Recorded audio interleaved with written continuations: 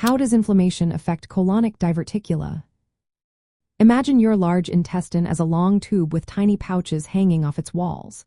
These pouches are called diverticula, and they form when the wall weakens over time. When these pouches are present without any symptoms, the condition is called diverticulosis. Interestingly, research shows that inflammation doesn't really play a role in how these pouches form or exist. Studies have found no signs of inflammation in the tissue of people with diverticulosis. In fact, markers of inflammation like immune cells and signaling proteins are often normal or even lower than in people without diverticula.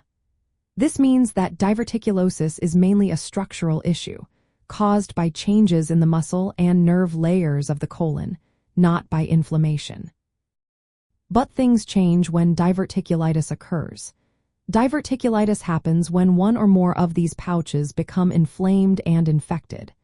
This is usually triggered by bacteria getting into the pouch or tiny perforations that allow bacteria to invade. When this happens, the immune system reacts, causing inflammation in the affected area.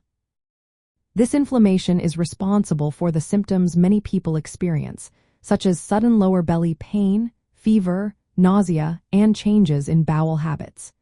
The inflammatory process can also lead to complications like abscesses, fistulas, blockages, or even perforations in the colon. These issues often requiring antibiotics, drainage, or sometimes surgery. To sum up, inflammation isn't involved in the formation of diverticula themselves. It is only a key factor when diverticulitis develops. In cases of uncomplicated diverticulosis, inflammation is minimal or absent, and treatment focuses on managing risk factors like diet, exercise, and lifestyle. When diverticulitis strikes, addressing the inflammation and infection becomes essential. This distinction helps doctors decide whether to recommend preventive measures or more aggressive treatments.